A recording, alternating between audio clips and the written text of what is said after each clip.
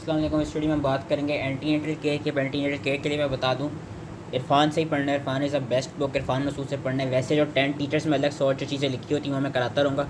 10 teachers और Irfan Masood almost एक जैसी हैं, तो हम पढ़ लेते हैं एंटीनेटल केयर में। 10 टीचर से साथ साथ कराता रहूँगा और इरफान से भी साथ साथ कराता रहूँगा, लेकिन मैं यही कहूँगा कि अगर पढ़ना है तो वैसे Irfan Masood is a good book. तो एंटीनेटल केयर की बात करते हैं। एंटीनेटल केयर का हमें पता होना चाहिए कि what are the aims of antenatal care. इसमें 5 लिखे हुए हैं, इसमें 4 लिखे हुए हैं, वही है, बस इसमें अलग से लिखा हुआ है कि द एम इज़, क्योंकि पूछ के चाहते हैं तो याद करने होंगे। The aim is to optimise the pregnancy outcomes for parents and babies. अलग से क्या 4 एम्स हैं? To prevent, detect and manage those factors which adversely affect the health of the mother and the baby, provide advice, reassurance, education, and the support for the woman and her family, deal with minor ailments of pregnancy, and provide general health screening. अब सबसे पहली जो चीज़ होती है जब भी female pregnant होती है, दैट इज़ वो क्या कराती है? वो कराती है booking visit. What is a booking visit? Booking visit is basically when someone या when some female becomes pregnant and one of the first and she has one of the first interactions with any health services। मतलब वो पहली दफ़ा pregnant हुई, अब वो कहीं पे भी हॉस्पिटल आकर दिखाए या किसी प्राइमरी हेल्थ केयर या रूरल हेल्थ सेंटर में जाकर दिखाए, तो वो जो पहला विजिट होगा that would be known as a booking visit. And booking visit में होता क्या है? बुकिंग विजिट में बेसिकली प्रेगनेंसी को कंफर्म किया जाता है। How is pregnancy confirm? Through the symptoms of pregnancy. Symptoms क्या क्या हो सकते हैं? डिफरेंट सिम्टम्स के साथ आ सकती हैं, like nausea, heartburn, constipation, shortness of breath, dizziness, swelling, backache, abdominal discomfort और हेडेक्स। एंड इसमें होता क्या है? पॉजिटिव यूरिनरी टेस्ट कराया जाता है, यूरिन एनालिसिस किया जाता है। सीरम प्रेगनेंसी टेस्ट कराया जाता है जिसमें बीटा HCG के लेवल्स चेक किए जाते हैं। एंड उसके बाद हम क्या कहते हैं? डेट करते हैं प्रेगनेंसी को। हम बेसिकली नई रूल्स के थ्रू हम क्या कराते हैं? हम जो एक्सपेक्टेड डेट ऑफ डिलीवरी है वो हम निकालते हैं। लास्ट मेंस्ट्रुअल पीरियड का हम पता करते हैं और EDD निकालते हैं। बाकी हम डेटिंग स्कैन भी फिर बाद में कराते हैं। तो जब पहली फीमेल आएगी एंटीनेटल केयर में, ये उसने प्रेगनेंसी को कंफर्म किया बुकिंग विजिट में, देन हम उसकी ओवरऑल हिस्ट्री लेंगे, जो गायनेकोलॉजिकल हिस्ट्री होती है, जो ऑब्स्टेट्रिक की हिस्ट्री होती है, उसकी फिजिकल एग्जामिनेशन करेंगे। एंड देन हमने क्या कहते हैं ये BMIs रखे हुए कि अकॉर्डिंग टू द BMI जिस जो भी फीमेल प्रेग्नेंट हो रही है उसका कितना नॉर्मल वेट गेन, कितना रिकमेंडेड अकॉर्डिंग टू WHO, कितना रिकमेंडेड वेट गेन उसका होना चाहिए। अब वो फीमेल जो कि नॉर्मल फीमेल्स अगर प्रेग्नेंट हुई हैं जिनका वेट जो है या जिनका BMI नॉर्मल है बिटवीन 18.5 to 24.9, तो उनमें जो वेट गेन होना चाहिए वो 11 to 16 किलोग्राम, या अगर किसी ने पाउंड्स में याद रखना है तो 25 to 35 पाउंड्स के दरमियान होना चाहिए। यही चीज़ लिखी हुई है इरफान में भी। जो ओवरवेट फीमेल्स हैं जिनका BMI बिटवीन 25 to 29.9 है, उनका जो वेट गेन होना चाहिए during the pregnancy that should be between 7 to 11 kilograms और बिटवीन 15 to 25 पाउंड्स। एंड वो फीमेल जो कि ओबीज है, मोर देन 30 जिनका BMI है, उनका जो वेट गेन नॉर्मल होना चाहिए वो 5 to 9 किलोग्राम या 11 to 20 पाउंड्स के दरमियान होना चाहिए। अब BMI इंपॉर्टेंट क्यों है? BMI इंपॉर्टेंट इसलिए कि वो फीमेल जिनका BMI 40 से ज़्यादा होता है उनमें देखा गया कि दे हैव हाई एसोसिएशन या 3 times more risk of the developing neural tube defects in their children. And those women जिनका BMI मोर देन 30 होता है उनमें क्या कहते हैं folic acid 5 milligram daily recommend किया जाता है, specifically for the first 12 weeks of gestation and also in the pre pregnancy state. उसके बाद अब हम आते हैं डाइटरी एंड एक्सरसाइज मॉडिफिकेशन पे, डाइटरी एक्सरसाइज रिकमेंडेशंस पे। तो डाइटरी एंड एक्सरसाइज रिकमेंडेशंस क्या है? डाइटरी एंड एक्सरसाइज रिकमेंडेशंस ये देखी गई हैं कि नॉर्मल पोर्शन खाने, नॉर्मल जिस तरह जो फीमेल जो नॉर्मल एक फूड का पोर्शन खाती है एक बंदे का, उसने नॉर्मल खाना है, उसने क्या कहते हैं 2 पोर्शंस नहीं खाने, नॉर्मल पोर्शन खाना है। And she should try to avoid any snacks. She should eat fibre rich foods like oats, beans, lentils, grains, seeds, fruits and vegetables, whole grain bread, brown rice and whole wheat pasta. Starchy food ज़्यादा से ज़्यादा खाने चाहिए like potatoes, bread, rice and pasta. ये जो कुछ चीज़ें नहीं लिखी हुई फॉर्म में इनको ऐड कर लीजिएगा। ये कहते हैं जो हमारे हाई फैटी फूड्स होते हैं या जो फ्राइड फूड्स होते हैं या हाई शुगर वाले जो फूड्स होती हैं या जो ड्रिंक्स होती हैं उनको ज़्यादा से ज़्यादा कम करना चाहिए, रिस्ट्रिक्ट करना चाहिए। And at least 5 portions of variety of fruit and vegetables to be taken each day. And इसमें याद रखना है कि प्रेगनेंसी के दौरान डाइटिंग नहीं करनी, लेकिन जो वेट गेन है उसको नॉर्मल रखना होगा, उसको कंट्रोल करना होगा। एक्सरसाइज के लिहाज से देखा जाए तो एक्सरसाइज का ये कहा गया है कि जो normal aerobic and strength conditioning exercises हैं वो करनी चाहिए ड्यूरिंग प्रेगनेंसी। ये नहीं कि पूरा बॉडी बिल्डिंग और वेट लिफ्टिंग शुरू हो जाए, लेकिन एक normal exercise like normal walking करनी चाहिए, 30 मिनट्स वॉक डे कर लेनी चाहिए। नॉर्मल जो एरोबिक एक्सरसाइजेज हैं वो करनी चाहिए क्योंकि they can help in recovering following the delivery, they can help reduce backaches and pelvic pain during pregnancy, and they also lead to overall wellness और ओवरऑल फिटनेस होती है female की। और ये कि जो during pregnancy pelvic floor exercises भी females को चाहिए कि वो करें, क्योंकि पेल्विक फ्लोर एक्सरसाइज के थ्रू ये हो सकता है कि after birth, after delivery females में जो यूरिनरी और फीकल इंकॉन्टिनेंसेस के जो चांसेस हैं वो रिड्यूस हो जाते हैं। अब according to the Royal College of Obstetrics and Gynae हमारे पास क्या कहते हैं, क्या टारगेट हार्ट रेट क्या है अकॉर्डिंग टू डिफरेंट एजेस जिस एज में प्रेगनेंट हो रही हैं वो अगेन इरफान से मैं बता देता हूँ यही चीज़ क्योंकि यहाँ पे भी लिखी हुई है कि वो फीमेल जो बिलो 20 ईयर्स हैं और प्रेगनेंट हो गई हैं उनमें जो नॉर्मल टारगेट हार्ट रेट रखा जाता है during exercise that is between 140 to 155 beats per minute. Those females whose age is between 20 and 29 उनमें target heart rate is between 135 to 150। Those females who are between ages of 30 and 39 उनमें heart rate is between 130 to 145 and those females जिनमें heart rate है 49 का क्या कहते हैं जिनकी या 49 इसमें लिखा हुआ है या बेसिकली गलत लिखा हुआ है ये कि वो फीमेल जो कि अबव 40 हैं 40 to 49 जो हैं उनमें 125 to 140 का हार्ट रेट होता है। फिर हम उसके बाद क्या कराते हैं हम ब्रेस्ट फीड की एजुकेशन करते हैं। ब्रेस्ट फीड में एजुकेशन क्या है according to WHO guidelines breast feed की एजुकेशन ये है कि initiation of breast feed should be done within an hour of the birth. Exclusive breast feeding should be done for the first 6 months and then after 6 months breast feed should be continue for up to at least 2 years of age. ज़्यादातर ये होता है कि कुछ females 6 months के बाद formula milk पर आ जाती हैं लेकिन बेहतर यही है कि 6 months के बाद भी एटलीस्ट 2 years तक ब्रेस्ट फीडिंग कराई जाए। और एक तो हमारा इस्लाम भी यही कहता है, कुरान में भी यही कहा गया है कि 2 साल के बच्चे तक ब्रेस्ट फीडिंग करानी चाहिए। Wise breast feeding important, breast feeding is important because उसके काफ़ी बेनिफिट्स हैं। क्या बेनिफिट्स हैं? एक तो it protects the child from diarrhoea, protects the child from common illnesses like pneumonia associated with high IQ of the children, reduce chances of क्या कहते हैं reduce the basically chances of breast cancer and also reduces the risk of obesity later on in life। then हम क्या क्या investigations कराते हैं, क्या कौन कौन सी यूरिन टेस्ट कराते हैं, कौन सी अलग इन्वेस्टिगेशन है जो कि आगे सारी लिखी हुई हैं। एंटीनेटल यूरिन टेस्ट में याद रखने के यूरिन टेस्ट में हम ज़्यादातर यूरिन एनालिसिस जो कराते हैं उसमें हम जो एक चीज़ चेक करते हैं वो हम चेक कर रहे होते हैं asymptomatic bacteriuria. What is asymptomatic bacteriuria? Asymptomatic bacteriuria is when there is presence of bacteria in the urine but no symptoms are experienced by a female and that is dangerous because it increases the risk of pyelonephritis and it leads to adverse pregnancy outcomes। इसकी diagnosis किस तरह होती है? इसकी diagnosis इस तरह होती है कि एक और इसका रिस्क क्या है कि इसका एक और it increases the risk of pre term delivery and also way development of pyelonephritis.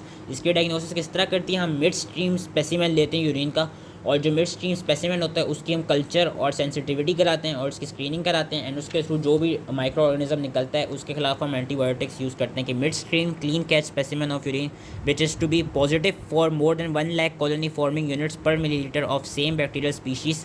तो हम इसको डायग्नोस कर लेंगे कि इस पेशेंट में एसिम्प्टोमेटिक बैक्टीरिया है। ये डायग्नोसिस का क्राइटेरिया। ट्रीटमेंट क्या है कि 3 to 7 days ऑफ एंटीबायोटिक्स होती हैं जिसमें नाइट्रोफ्यूरेंटॉइन, एमोक्सिसिलिन, ऑगमेंटिन और सेफुरोक्सिम आ जाती है।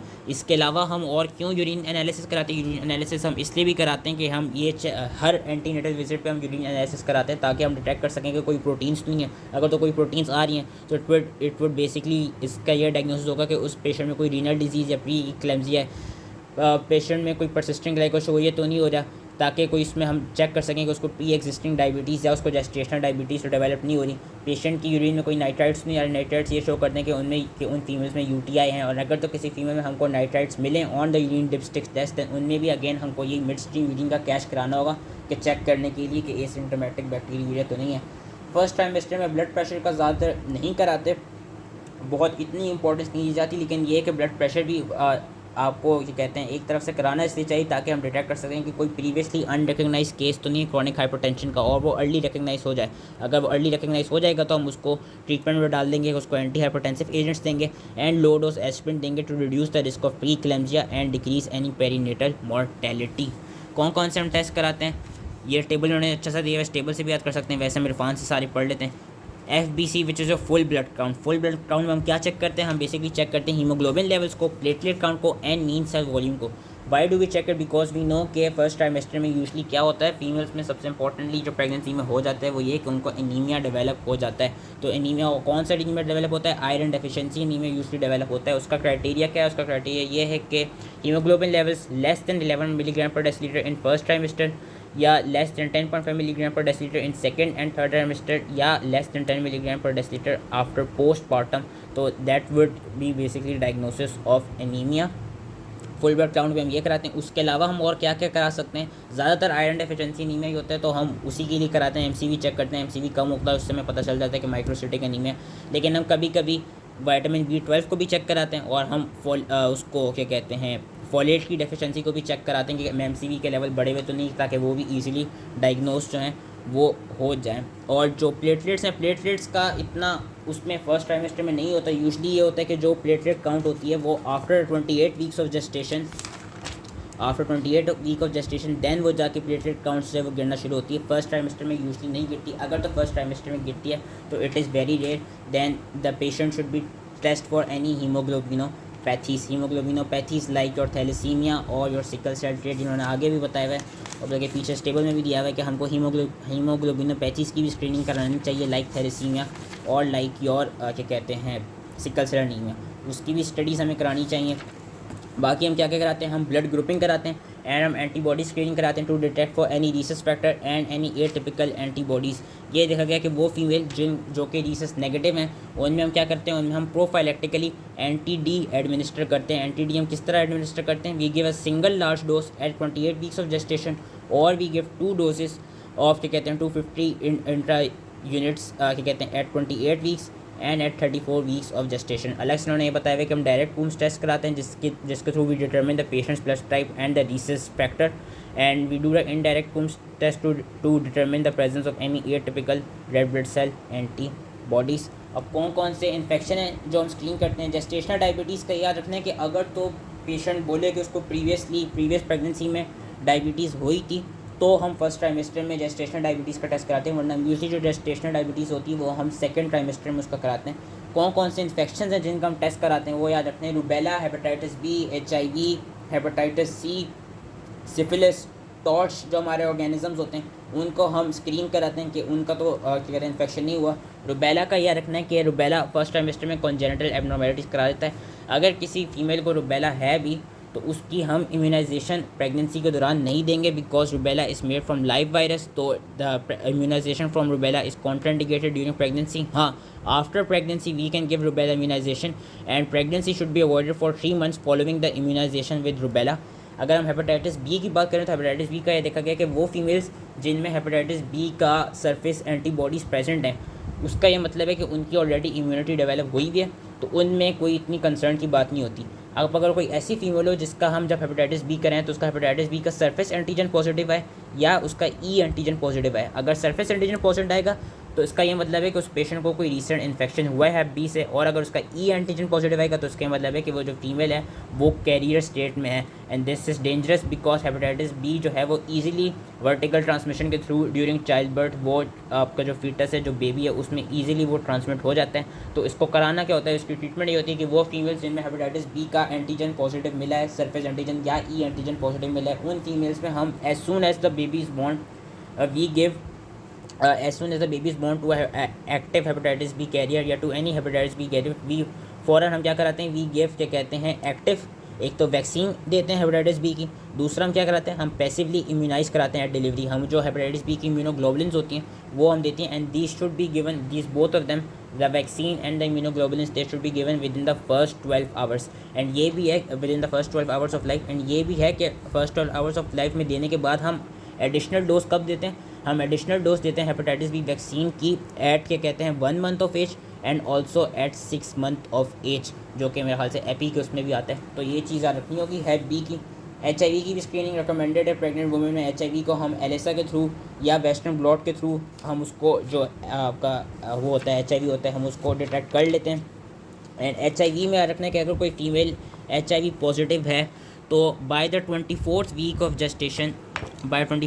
जेस्टेशन हमने क्या कराना होगा, उसमें हमको एंटी रेट्रोवायरल एजेंट्स का यूज़ कराना होगा।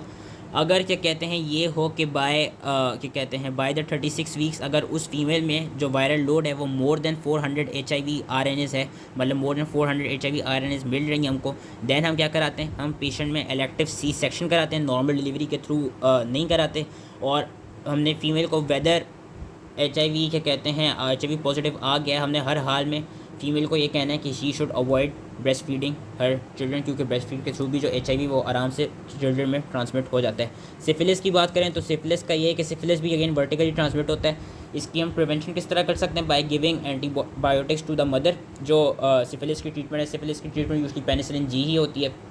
एंड सिफिलिस के भी कुछ स्क्रीनिंग टेस्ट याद रखने होंगे। Screening test are your VDRL and rapid plasma reagent test and जो definitive test and these are your MHATP and FTA which is fluorescent treponema antibody absorption test. तो ये कुछ टेस्ट हैं। हीमोग्लोबिनो स्टडीज़ की बात कर ली थी। हेपेटाइटिस सी का यूजली क्या कहते हैं नहीं कराते, लेकिन वो इंडिविजुअल्स जिनमें HIV का प्रेजेंट मिल जाए, जो हाई रिस्क पेशेंट्स हैं, हाई रिस्क पेशेंट्स यही होते हैं कि जिनमें HIV प्रेजेंट मिले या कोई इंट्रावीनस ड्रग यूज़र हो या उनमें हैप बी पॉजिटिव मिले, तो फिर उन इंडिविजुअल्स में हमको हैप सी का भी टेस्ट कराना होता है। एंड हम हैप सी का टेस्ट किस तरह कराते हैं, हम बेसिकली चेक कर रहे होते हैं कि उन पेशेंट में हैप सी की इम्यूनोग्लोबुलिन जी एंटीबॉडीज़ प्रेजेंट हैं या नहीं है, जो कि उन्होंने यहाँ पे लिखा हुआ है कि हैप सी का नॉर्मली रूटीनली नहीं होता, लेकिन वो इंडिविजुअल्स जो हाई रिस्क हों, like those who have previous who have hep B virus या who have HIV virus, coinfection with HIV virus, तो उनमें हम हैप सी का IgG एंटीबॉडीज़ टेस्ट कराते हैं। एंड अलग से हम क्या क्या कराते हैं फर्स्ट ट्राइमेस्टर में भी, चेक फॉर क्या कहते हैं अल्ट्रासाउंड जो कराते हैं, जो डेटिंग स्कैन कराते हैं, उसमें भी check for any fetal abnormalities. कौन सी फीटल एबनॉर्मेलिटीज़ चेक करते हैं कि कोई पेशेंट में ट्राइसोमीज़ तो प्रेजेंट नहीं है, फीटस में कोई एनएनसेफली तो नहीं है या सिस्टिक हाइग्रोमा तो नहीं है। फिर जो डेटिंग स्कैन होता है एंड जो फर्स्ट ट्राइमेस्टर की स्क्रीनिंग होती है, these are usually done between 11+3 and 13+6 weeks of gestation. And हम उसमें क्या क्या चेक करते हैं ड्यूरिंग यही चीज़ लिखी है कि बिटवीन 11 to 22 वीक्स हम क्या कहते हैं फीटल एबनॉर्मेलिटीज़ के लिए चेक करते हैं। जो नकल ट्रांसल्यूसेंसी स्कैन है that is done between 11 to 13 weeks and that is done to check for Down syndrome. हम सीरम की स्क्रीनिंग कराते हैं between 15 and 19 weeks to again to diagnose Down syndrome. Down syndrome के लिए ये होता है कि हम बीटा HCG सीरम में चेक कराते हैं और हम pregnancy associated plasma protein A serum में चेक कराते हैं। एंड ये देखा गया कि वो इंडिविजुअल्स जिनका BCG जिनका ड्यूरिंग 15 to 19 वीक जिनका सीरम BCG हाई हो एंड ये PAPPA कम हो, उन इंडिविजुअल्स में ये कहते हैं वो ये फिर शो कर होता है कि वो उनमें डाउन सिंड्रोम है, कि ट्राइसोमी 21 जिनमें निकली हो फीटल एबनॉर्मेलिटी के दौरान, और ये पता चला हो कि उनके सीरम में HCG के लेवल्स बढ़े हुए और PAPPA के लेवल्स कम हुए हैं, तो दैट यूजली इंडिकेट कि उस पेशेंट को डाउन सिंड्रोम है। यही इन्होंने दिखाया है कि वो इंडिविजुअल्स जिनको ट्राइसोमी 21 है, बीटा HCG हायर है और जो पैप हैं वो लो हैं, तो उन इंडिविजुअल्स को यूजली डाउन सिंड्रोम में हम क्या कहते हैं कंसिडर करते हैं। एंड लास्टली और कौन से हम एबनॉर्मेलिटी चेक कराते हैं, we check for maternal serum for alpha fetoprotein during the 15 to 19 weeks. And again अगर तो ये हाई लेवल्स होंगे तो इट विल यूजली डायग्नोज के उस पेशेंट में न्यूरल या उस पेशेंट के उसको उसके फीटस को चांस है कि उसमें कोई न्यूरल ट्यूब डिफेक्ट्स आ जाए। एनॉमली स्कैन जो होता है, एनॉमली स्कैन हम कब कराते हैं, हम कराते हैं during the second trimester between 20 to 22 weeks. उसमें हम क्या चेक करते हैं स्पाइना बिफिडा को, एनी कॉन्जेनिटल एबनॉर्मेलिटी को, डायफ्रैग्मेटिक हर्निया को या रीनल एजेनेसिस को हम चेक कर रहे होते हैं। एंड लास्टली हम जेस्टेशनल डायबिटीज़ मेलाइटिस को भी चेक कराते हैं सेकंड ट्राइमेस्टर में।